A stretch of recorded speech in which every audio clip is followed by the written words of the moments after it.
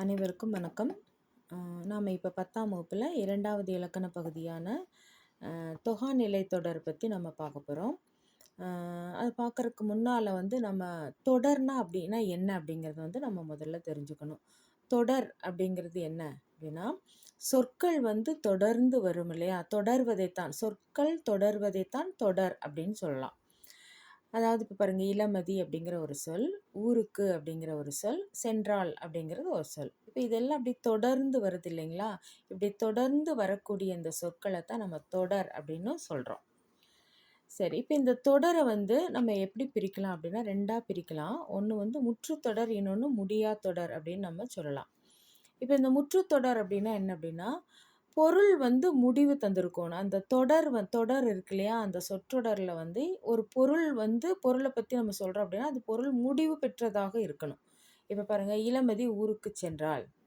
இந்த சொற்றொடரில் ஊருக்கு சென்றாள் அப்படிங்கிற அந்த பொருள் முடிவு பெற்றிருக்கிறது. அதனால் இது முற்றுத்தொடர் அப்படின்னு சொல்லலாம். இந்த மாதிரி பொருள் முடிவு தராமல் இருந்துச்சு அப்படின்னா அது முடியா தொடர். சரிங்களா? இப்போ இந்த தொடர் அப்படிங்கிறத நம்ம வாக்கியம் அப்படின்னு சொல்லலாம், அல்லது சொற்றொடர் அப்படின்னு சொல்லலாம். இப்போ இப்போ நாம் பார்க்க போகிறது தொகாநிலை தொடர். தொடர்லேயே நாம் பார்க்க போகிறது தொகாநிலை தொடர், இன்னொன்று தொகைநிலை தொடர் அப்படின்னு ஒன்று இருக்குது. அது அடுத்ததில் நம்ம பார்க்க போகிறோம். அப்போ இப்போ தொகாநிலை தொடர் அப்படிங்கிறதுனா என்ன அப்படின்றது பார்க்கணும்.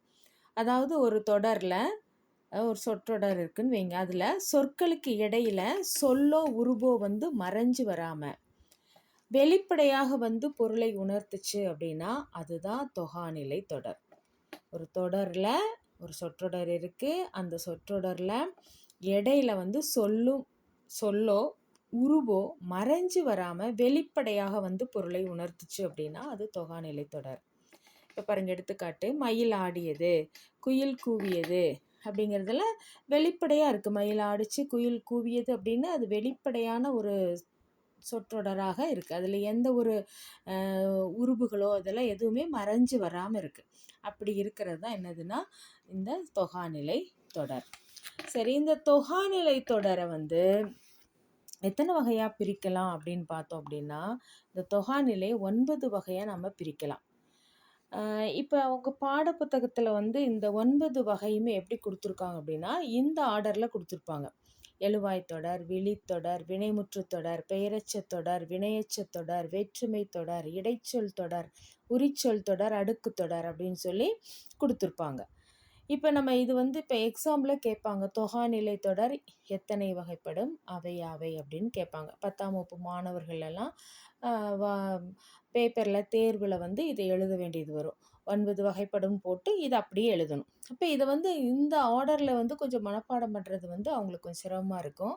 அதனால் அது ஈஸியாக நம்ம எப்படி மனப்பாடம் பண்ணலாம் அப்படின்னா, இந்த மாதிரி நீங்கள் ஆர்டர் பண்ணி எழுதிக்கோங்க. எப்படின்னா, இப்போ நம்ம அகரவரிசைப்படுத்திக்கிறது, இந்த இந்த இதை அப்படியே நம்ம அகரவரிசைப்படுத்தி நம்ம ஈஸியாக எழுதிக்கலாம். இப்போ அ, இ, உ, ஏ பார்த்திங்கன்னா அந்த உயிரெழுத்துக்களினுடைய வரிசையை நம்ம முதல்ல போட்டுக்கிறோம். அடுக்கு தொடரை முதல்ல கொண்டு வரோம், இடைச்சொல் தொடர், அப்புறம் உரிச்சொல் தொடர், எழுவாய் தொடர். இப்போ ஈஸியாக இருக்குது. இது அகர வரிசை அ, இ, உ, ஏங்கிற வரிசையில் எழுதிக்கிறீங்க. அதுக்கப்புறம் பாருங்கள், விழித்தொடர், வினைமுற்று தொடர், வினையெச்ச தொடர், மூணுமே வியில் முடியும். விழித்தொடர், வினைமுற்று தொடர், வினையெச்ச தொடர் அப்படின்னு சொல்லி வி அப்படிங்கிறதுல தொடங்குது இல்லைங்களா, இப்படி பிரிச்சுக்கலாம். அதுக்கப்புறம் கடைசியாக பெயரெச்ச தொடரையும் வேற்றுமை தொடரையும் கொண்டு வந்துட்டிங்கன்னா நம்ம எழுதுறதுக்கு மாணவர்கள் அது ஞாபகம் வச்சு எழுதுறதுக்கு ஈஸியாக இருக்கும். அதனால் இந்த மாதிரி படிச்சுக்கோங்க. அடுக்கு தொடர், இடைச்சொல் தொடர், உரிச்சொல் தொடர், எழுவாய் தொடர், வெளித்தொடர், வினைமுற்று தொடர், வினையெச்சத் தொடர், பெயரெச்சத் தொடர், வேற்றுமை தொடர் அப்படின்னு சொல்லி இந்த 9 வகையாக நீங்கள் ஈஸியாக மனசில் வச்சுக்கலாம். எக்ஸாமில் எழுதுறதுக்கு மாணவர்களுக்கு ரொம்ப ஈஸியாக இருக்கும். அதனால் தொகாநிலை தொடர் எத்தனை வகைப்படும், அவை யாவை கேட்பாங்க. அப்போ 9 வகைப்படும் அவை அப்படின்னு போட்டு இந்த ஆர்டரில் நீங்கள் எழுதலாம். இதை ஞாபகம் வச்சுக்கிட்டு நீங்கள் இந்த ஆர்டரில் எழுதுறதுனாலும் எழுதலாம். ஆனால் நீங்கள் மனசில் வச்சுக்கிறது இந்த ஆர்டரில் வச்சுக்கிட்டு நீங்கள் ஒவ்வொன்றை பற்றி நம்ம இப்போ அடுத்ததாக நம்ம இந்த ஒவ்வொன்று அடுக்கு தொடர்னா என்ன, இடைச்சொல் தொடர்னா என்ன, உரிச்சொல் தொடர்னா என்ன அப்படிங்கிறத நம்ம பார்க்க போகிறோம்.